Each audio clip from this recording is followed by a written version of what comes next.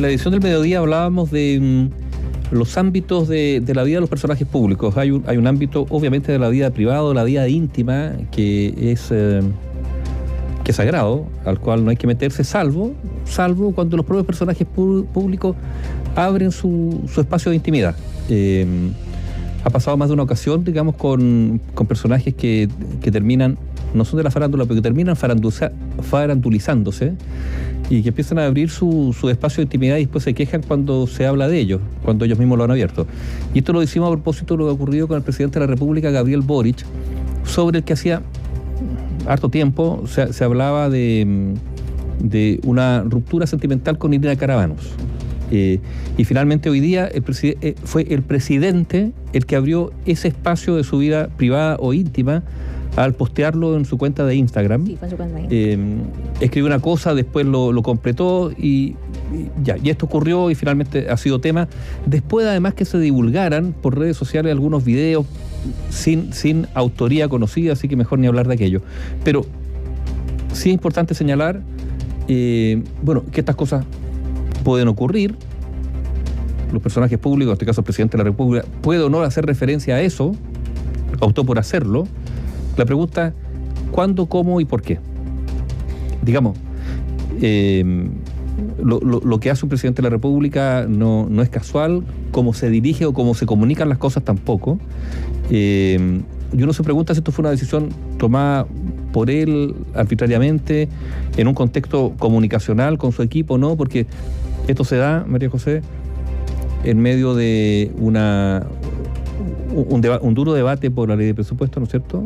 El día después de este ataque a una funcionaria policial con una granada, que también hoy día levantó mucho debate sobre el tema de la seguridad, y en la cumbre de la PEC. El presidente sí.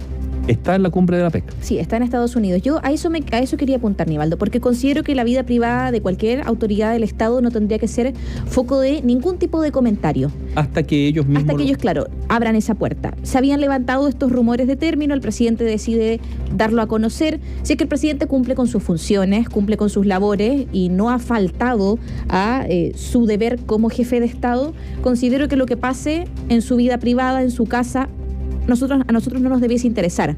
Lo que yo sí quiero cuestionar es la pertinencia de dar un comunicado de este tipo en el contexto del país en el cual estamos ahora. Porque podría haber hecho esto el domingo, hoy en la noche, ayer en la tarde cuando comienzan estos rumores, que comenzaron ayer, no comenzaron hoy día, los rumores de término de la relación, incluso hace varias semanas. Llevan tiempo, más tiempo. Pero ayer se atacó a una carabinera con una granada de mano. Se cayó gran parte del presupuesto en materia de educación, que podríamos decir es el motor del proyecto político por el cual él llegó a la Cámara de Diputados, por el cual él finalmente también es elegido por los ciudadanos como presidente de la República. Cuando ayer se anuncia la acusación constitucional o la presentación de una acusación constitucional contra el ministro de Vivienda, Carlos Montes. Hoy lo mismo, una advertencia, amenaza, a mi parecer, a la ministra del Interior, Carolina Toá, actual vicepresidenta. ¿Era el momento de... Con el caso de Luis Hermosilla, o sea, tantas cosas que están pasando en el país para dar este tipo de comunicado? Te voy a retrucar. Vamos a discrepar. Este es un buen ejemplo, podría serlo, no sé si lo es, de que la pretensión de algunos gobiernos, de algunas personas, de algunos poderes, no solo políticos, poderes, incluso de abogados, hablando del tema, la pretensión de algunos poderes de controlar la agenda, a veces simplemente se demuestra que no es posible controlar la agenda. Ahora, la pregunta es si salió en un momento oportuno, si tenía otra alternativa. Ya, pero como sea, efectivamente hay que dar vuelta a la página de este tema y entrar en lo otro, ¿no? Porque al final de qué vamos a terminar hablando en relación al presidente de la República, Gabriel Boric. No va a ser efectivamente de su relación sentimental. Hay que hablar de, ¿consiguió algo en la cumbre de la PEC? No lo sabemos. Envió directrices desde Estados Unidos para, no sé, avanzar en materia de seguridad después de lo ocurrido ayer. ¿Qué va a hacer respecto a la petición que está haciendo la oposición de que tienen que expulsar a una cifra gigantesca, ¿no es cierto?, de migrantes irregularmente instalados en nuestro país. Que están con resolución pendiente de expulsión. Están con resolución pendiente de expulsión por ingreso ilegal o por comisión de algunos delitos, ¿no? Porque son 12.000 los que están con esa resolución, pero deben ser muchos más. Sí, está bien. Entonces, o sea, por un lado, dejando de lado lo que dijo hoy día en Instagram, están estos otros temas que apremian y que apremian al presidente, apremian la agenda del gobierno con, como tú decías muy bien, un debate en el presupuesto que ha sido duro. Yo no diría que mucho más duro que en otras ocasiones con otros gobiernos, pero donde hay algunos temas que están ahí instalados fuertemente y que son complejos. Y además, con otro dato, el caso de Luis Hermosilla, o Sauer, digamos, porque Luis Hermosilla es el abogado de un señor que aparentemente es él el que digita una serie de movimientos para no pagar impuestos. Esa es la presunción que hay. También habla de otra cosa.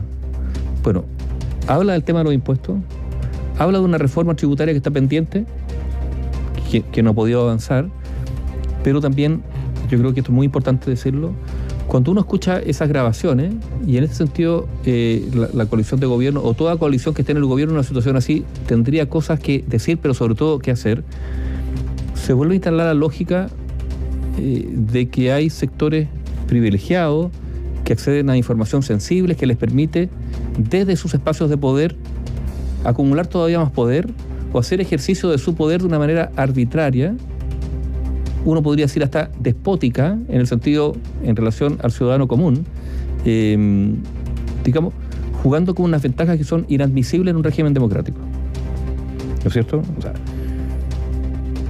hay una abogada titulada recién hace el 2011, el 2021, que estaba en esa reunión, pero que el señor Sauer dice que es su abogada del año 2013, pero si no era abogada del 2013. ¿Lapsus? ¿O es que aquí hay gente en muchos ámbitos, en el poder judicial, en el poder en el ámbito de los tributos, de la finanza, que tienen capacidad de hacer lobby, mover influencia? ¿Es esto lo que nuevamente estamos viendo? Vinculado o no a la política, vinculado al mundo empresarial, vinculado a otros poderes. Uno podría decir tantos otros poderes, ¿no? Iglesias, masonería, clubes, asociaciones, el mundo de la cultura, la prensa, ¿por qué no? O sea, yo creo que lo grave de este audio que se escuchó, ya no estamos hablando del presidente Boric, pero estamos hablando de los poderes. Lo grave es que también demuestra que todavía hay unos círculos donde aparentemente se puede actuar por encima de las reglas y donde hay una percepción, o ellos se autoerigen en un estrado de absoluta impunidad, o no de absoluta, pero de alta posibilidad de impunidad, porque por algo hablan así, ¿no es cierto? Porque parece que sí, que ellos pueden conseguir esas cosas y no les va a pasar nada. Y ya están los auditores seguramente escribiéndonos, que tienen un pequeño comercio, que saben que el Servicio de Impuesto Interno, cuando les cae encima, les revisa hasta la última boleta. Entonces uno dice, ya, varas distintas para medir a unos y otros, pero sobre todo espacios de corrupción en instituciones que siempre andan por la vida como intachables, ¿no? Sí, acá considero que hablo del Servicio de Impuesto Interno. Queda una... Este término se usa mucho para este tipo de casos, pero creo que es muy pertinente, el tema de la caja de Pandora, porque acá yo creo que queda abierta muchas dudas que no sabemos si van a poder ser resueltas con el paso de la semana, los días, las distintas declaraciones que tengan que realizar los involucrados. Se habla en una se dice, pero si ya pagamos 100 palos. Por eso, en el término coloquial, 100 millones de pesos. Pero por eso te digo, ¿es que hay una caja de Pandora o es que sospechamos que estas cosas ocurrieron y siguen ocurriendo? O nos hicieron tan tontos que esto nos sorprende y era más común de lo que pensábamos.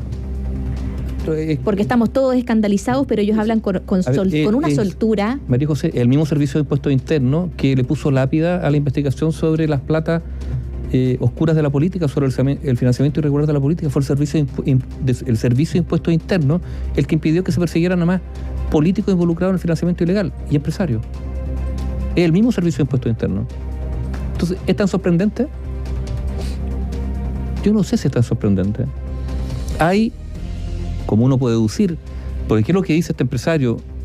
Que esa grabación había sido ofrecida. O sea, hay un tráfico de información privilegiada por parte de lobistas que se mueven en el mundo, tribunales, ¿no es cierto?, que hay causas judiciales. O sea, hay lobistas en los tribunales, ligados, por ejemplo, al mundo, por lo tanto, judicial, de los abogados, empresariales y políticos que trafican influencia, que son capaces de vender o no información, de jugar con esa información para obtener determinados favores o beneficios, dejando de lado además todo lo que son los pitutos.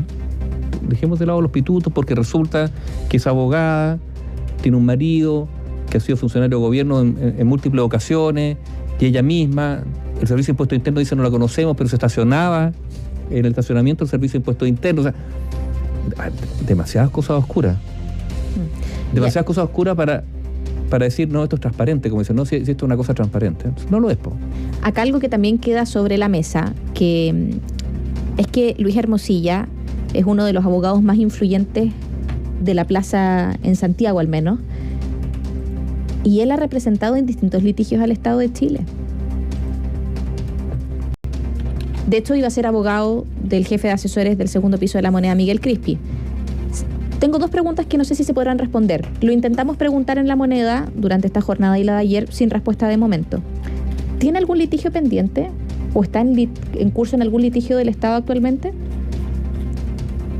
¿Hay información respecto a causas en las cuales haya sido representante del Estado, del gobierno, de algún poder del Estado u organización del Estado, en los gobiernos anteriores en las cuales se haya solicitado esta misma caja negra? Bueno. Porque al final, o sea, si es la misma persona, ocupará mismas técnicas, ¿o no? Claro, pero es que yo de nuevo podría retrucar, en el sentido de decir, Luis Hermosilla es uno de los abogados más influyentes. A ver, ojo, es uno de los abogados visiblemente más influyentes, porque quizás hay abogados tan o más influyentes que son mucho menos visibles que Luis Hermosilla. No puede ser. Y que operan en la sombra, ellos sí que operan en la sombra. Aquí hemos hablado de lobistas judiciales, ¿no es cierto?, de los cuales no se habla. Y quizás son más influyentes que Luis Hermosilla, incluso en los tribunales. O en la interrelación de negocio. Gente que es capaz, no sé, de participar en designaciones de... O el lobby, ¿no es cierto? Que hoy día, ¿cómo le dicen ahora? Le inventaron un nombre cursi, no sé cuál es. ¿Se acuerda de algo? ¿Al lobby? Gestión de intereses, creo que eso es. No lo había escuchado. La cursilería también llega al lobby. Digamos, inventando términos así para en el fondo esconder, digamos, lo que son lobistas, vale decir que son traficantes, excúsenme la palabra, los lobistas, pero traficantes de intereses particulares en los ámbitos públicos. Eso es, ¿no es cierto?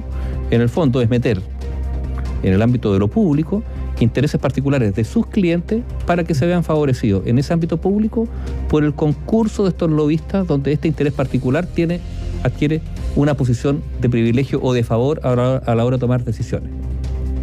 Le acabo de inventar la definición. La definición, pero creo que calza con más de algún operador que anda dando vueltas por ahí. Ahí yo no lo voy a retrucar, coincido.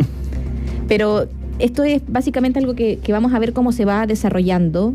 Acá un punto que podríamos decir es a favor. La gestión del Ministerio Público ha tenido un vuelco de 180 grados, hay que decirlo. Lo que fue la gestión Jorge Abbott ha sido criticada de lado y lado por distintas personas, expertos, especialistas, parlamentarios, exautoridades. Y Ángel Valencia llega con una gestión distinta, por ende podríamos decir que quizá en este caso o en esta situación, cuando se está hablando de muchos casos de corrupción y delitos de tráfico de influencias, entre otros, como caso Convenio, la situación de las gobernaciones regionales, que no hay que olvidarse de eso. Y por otra parte también se destapa esto.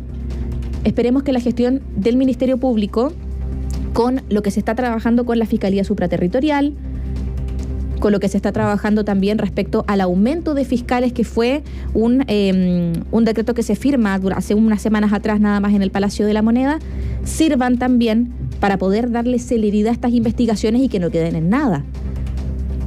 Porque ya nos ha pasado muchas veces que uno se olvida.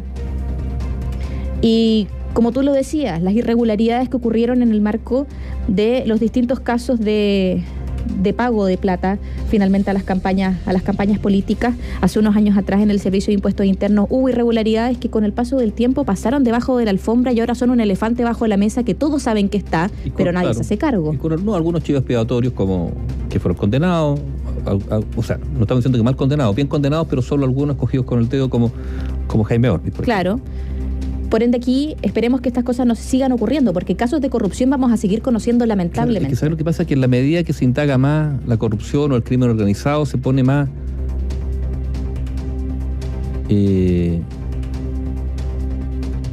diligente, inventa cosas nuevas.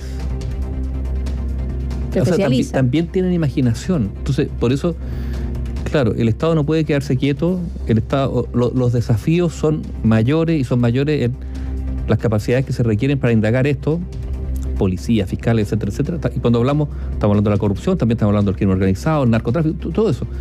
Requiere un Estado que sea más diligente, más capaz, y a veces uno tiene la sensación que eso en el Estado se ve poco.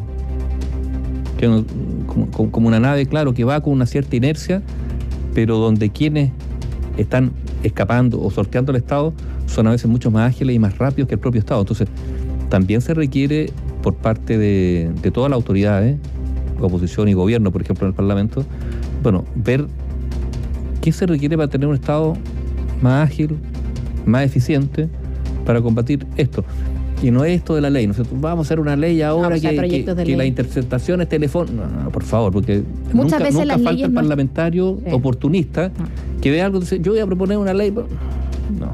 Yo creo que ahí muchas veces se ha dicho, para poder avanzar en la situación y mitigar la crisis de seguridad, hay muchas leyes que ya están y no es necesario presentar nuevas. Pero es verdad que hay algunos aspectos, como por ejemplo en la ley de drogas, crimen organizado, ciberbullying, entre otras, que se tienen que ir perfeccionando con el tiempo. Pero uno esperaría quizá de los parlamentarios estar menos preocupados de los puntos políticos, como por ejemplo las acusaciones constitucionales, que ya de verdad parece... O sea, en 2 días se han anunciado. Uno pensaría, ¿pueden tener mérito o no pueden tener mérito? Pero es como el cuento de Pedrito y el Lobo, ya basta. O sea, de repente...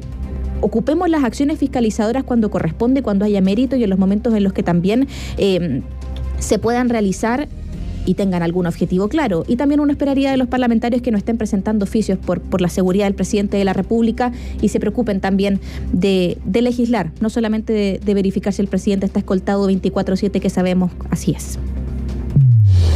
Análisis sin compromisos. Opinión independiente.